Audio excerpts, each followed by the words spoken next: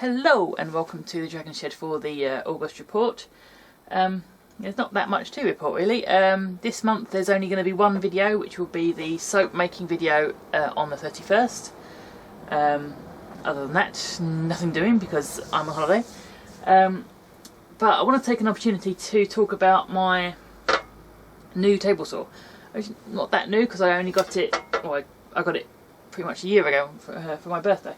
So this was a birthday stroke Christmas present.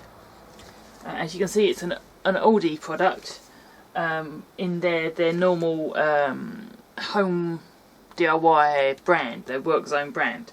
Now I've got my vacuum and my table saw are the same brand because I come from Aldi's.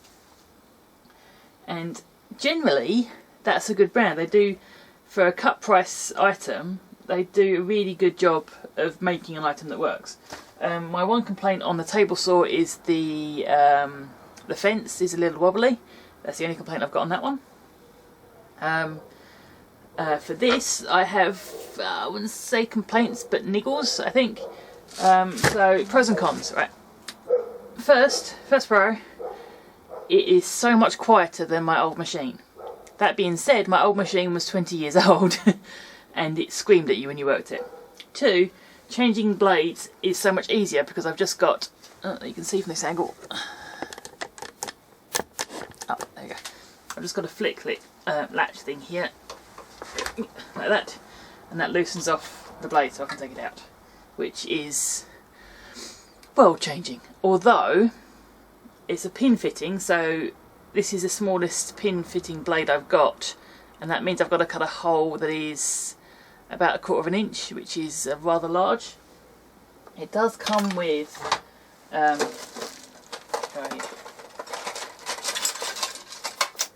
little clamping system for flat bladed no pin blades, which is all well and good, but once it's in there and you're trying to get, if you're trying to work through the middle of something, because I've got a project here that I did that, making lots of holes on the inside of the wood, it's difficult to get the tension right, and that can cause problems. It does come with a little guide here so that you can get the tension pretty much there,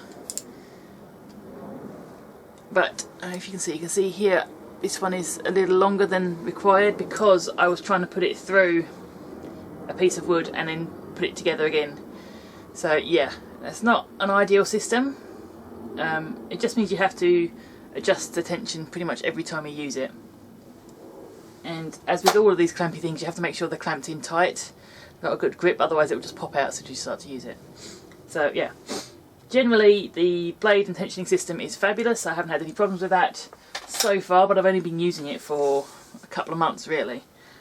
Yeah, it comes with a light that turns on. Hello, why are you being loud now?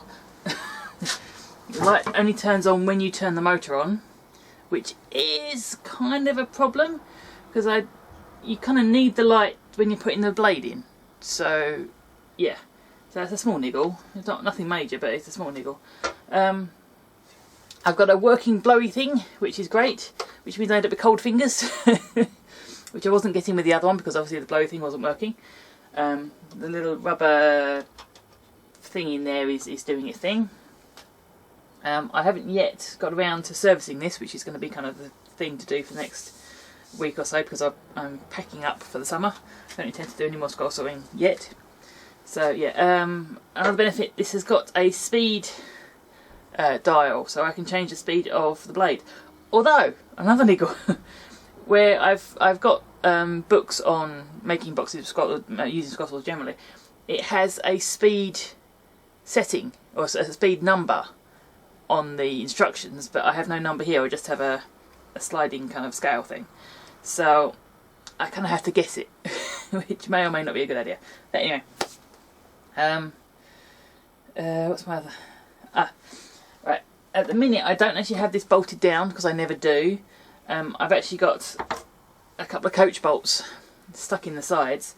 The one on the right hand side, again you can't see that angle, I actually had to take the head off so that I could get it in. because otherwise it wouldn't go in and I couldn't get into the table. So at the minute my little holes for the bolts aren't particularly deep, they're only about 1 centimetre deep, because I'm having trouble finding a decent drill bit essentially that will go through this wood. It's kind of like compressed wood, so it's quite difficult, so I can't get the bolt all the way in. So you'll notice in any scores or videos I do using this, the machine is wandering around quite a bit, which is not ideal. But for the minute, until I can get a decent drill bit, that's what I'm stuck with. I made these holes initially with a masonry bit, and it doesn't want to cut much further than this, so I need to get some more drill bits. But anyway, okay. Any more good points? Oh, generally good points. It comes with a connector for a hose for a vacuum, which is, I didn't have that at all in the other one. Niggle again. This comes from Work Zone, the same brand as my table saw, but it doesn't fit on here. It doesn't fit tight, and also it doesn't fit tight on the table saw. So it's the same brand, but it don't fit. So I have to tape it into place, which, although not a big issue, is an issue. Okay, and my last, actually my major niggle with this is the blanking plate, or at least the position of the blanking plate. So you probably can't see from that angle, but there are lots and lots of bits of wood stuck in this blanking plate. So they only come out really when you take the blanking plate off, because this has got a very long channel here, and there is a piece of the chassis right down the middle of this gap. I'll bring you in a little closer if I can. Excuse me. Right, so I'll show you what I mean. Right here, this bit of chassis here is right underneath the hole, so that when this goes in, pretty much everything gets caught at the back here, and it's not going to go anywhere because of these walls here. So as I'm doing lots of small bits and pieces, I'm getting lots of small bits and pieces stuck in the blanking plate. Sorry, excuse me. There you go, that's better. Which is not ideal. So that's my major niggle with this. And as I'm doing my usual kind of slot and tab thing, most of my pieces are about that big, which is just about the right size to get stuck in here. So unless the pieces are small enough to fall through the front bit here, they just kind of get piled up inside these grooves, which makes everything a little bit more difficult. I've tried turning the blanking plate, but then the blade doesn't fit down the blanking plate. So it would be better if it was there, but there's no room for the blade. So it has to go that way. The blade has to come in here, and those bits get stuck in there, which is just aggravating. Other than that, that's the only kind of major aggravation I've got with this. The brushed aluminium surface started off a little sharp. I think that's just because it was just brushed, but it's kind of becoming smooth as I'm using the machine, which is probably a good thing. But yeah, so that is my fairly quick and fairly ranty review. This is still quite a bit lighter than my old machine, although not really that much lighter. It's only about 1 kilo or so lighter than the other one. And although I have got my port for the vacuum on the front here, I have got a side plate to put on, but no. I found that just exacerbates any kind of blockage, so any piece of stuff that drops through that's just slightly bigger than 1/2 inch causes problems on the inside there. So as with my old one, I leave that open. And also, if the blanking plate's on the side, I can't get in to guide a blade. So in particular, if I'm using this thing, it's quite difficult to get into the right angle because of that bit of chassis. So you need to have your hand in this way to get it on, which takes some doing. Let's see if I can do it.